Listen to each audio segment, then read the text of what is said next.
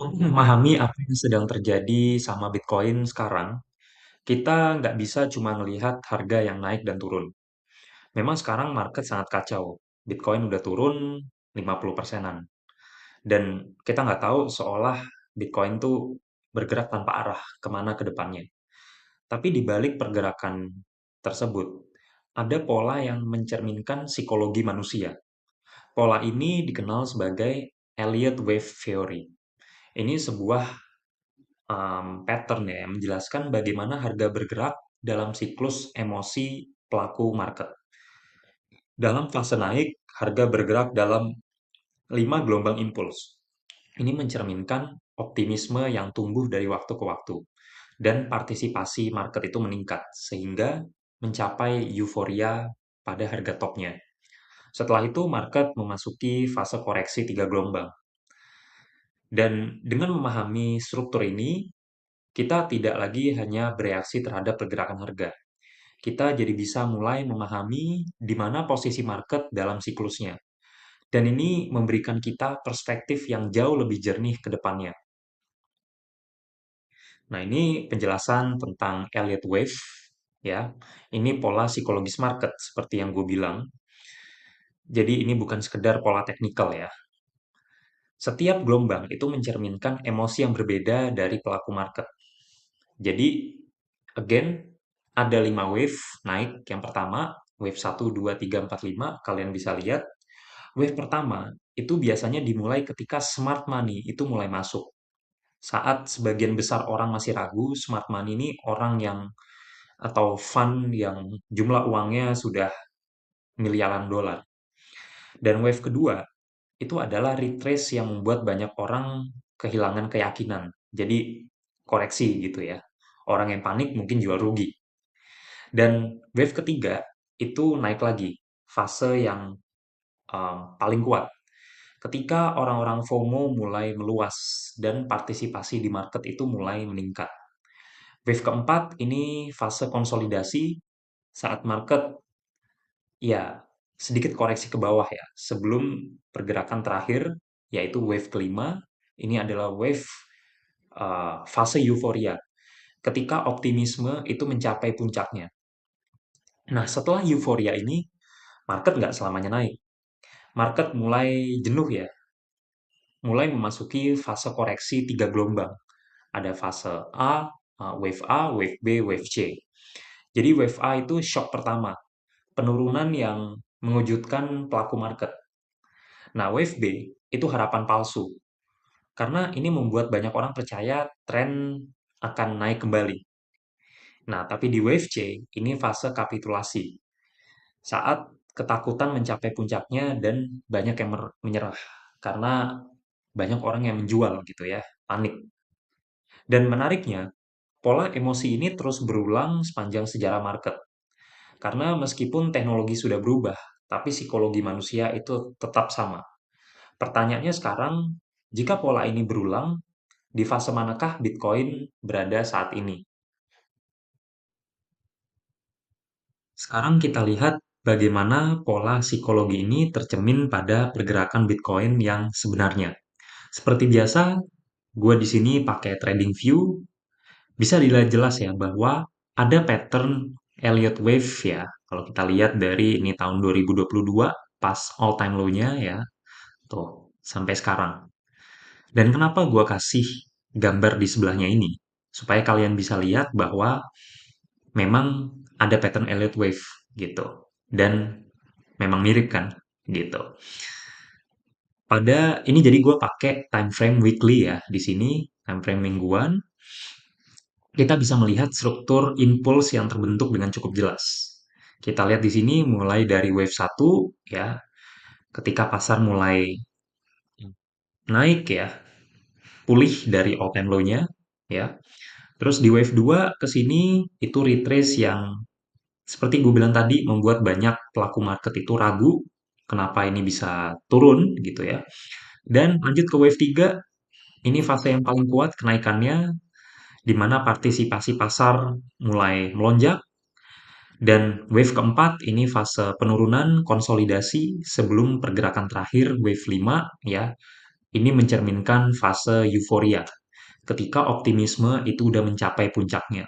Dan kemarin terjadi di 6 Oktober, ya, ketika harganya mencapai 125 ribuan, ya. Terus setelah puncak euforia tersebut, Bitcoin mulai masuk ke fase koreksi. Seperti yang gue bilang, ada tiga fase koreksi, ya, fase A, B, C, ya. Fase A ini shock pertama, ya. Gue pun sendiri juga kaget kenapa Bitcoin dari 125 ribu turun ke 80 ribu, ya. Ini shock pertama. Dan setelah itu rally yang memberikan harapan bahwa tren naik akan naik kembali, ya. Gue pun juga waktu itu eh, di PHP-in juga gitu. Gue kira bakal naik ya ke 97 ribu, gue kira bakal ke all time high-nya lagi ya di 125 ribu. Tapi ternyata nggak terjadi dan malah turun ya. Dan saat ini kita bisa dibilang berada di wave C, fase kapitulasi terakhir dalam struktur koreksi di market. Dan wave C ini ya itu ditandai dengan penurunan yang cepat ya, sentimen negatif dan likuidasi leverage di market. Dan memang sentimen negatif mulai dari tarif Trump dan hal-hal lain lah ya. Kemarin file JV Epstein ya, itu yang membuat memang turun cukup dalam. Dan ini adalah fase di mana ketakutan mencapai puncaknya ya. Sekarang Crypto Fear and Greed Index itu berada di angka 13, yang mana ini masuk masuk kategori extreme fear, orang benar-benar takut.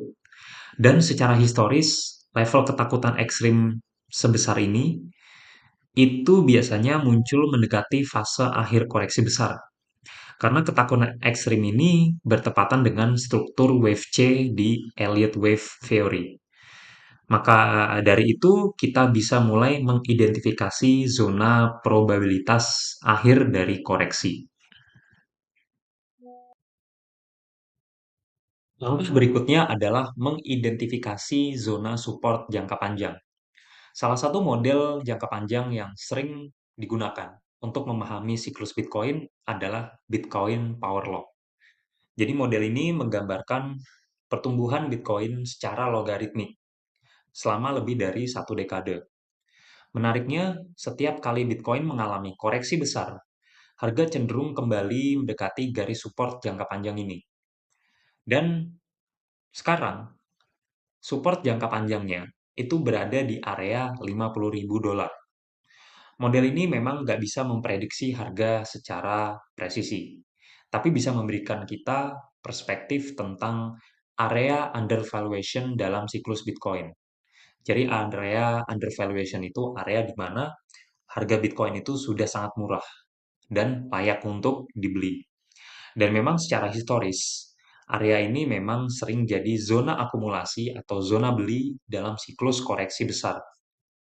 Dan menariknya, area support jangka panjang Bitcoin Power Law ini nggak gue pakai sendiri. Tapi gue juga pakai indikator lain, yaitu Fibonacci. Ini yang gue pakai di samping Bitcoin Power Law tadi. Dan Fibonacci adalah salah satu indikator yang gue suka. Karena kita bisa melihat bahwa ada area support ya atau area retracement utama dari Fibonacci ini, yaitu di sekitar zona 58.000 dolar yang udah gue tandain garis warna merah. Level ini merupakan area retracement yang secara historis itu sering bertindak sebagai support kuat dalam tren jangka panjang.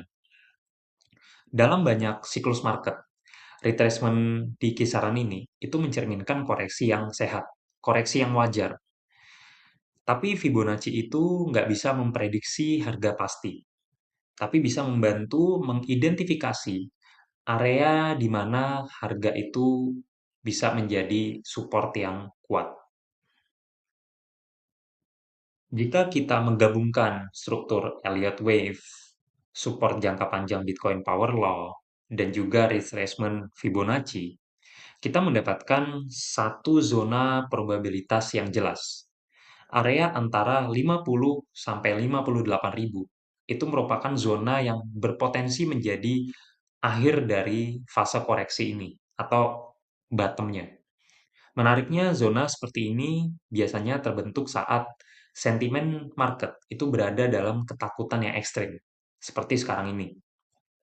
Dan sebagian pelaku market itu ya bisa dibilang menyerah ya. Banyak yang jual, panik, nggak percaya sama Bitcoin, dan itu hal wajar. Pertanyaannya sekarang, apakah zona ini akan menjadi titik akhir penurunan Bitcoin di cycle ini, atau market masih membutuhkan fase kapitulasi lebih dalam, atau harga turun lebih dalam? Jawabannya nggak ada yang tahu. Tapi selama kita punya conviction jangka panjang, we will be fine. Thank you buat yang udah nonton.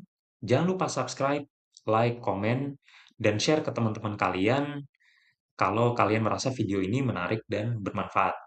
See you in the next video.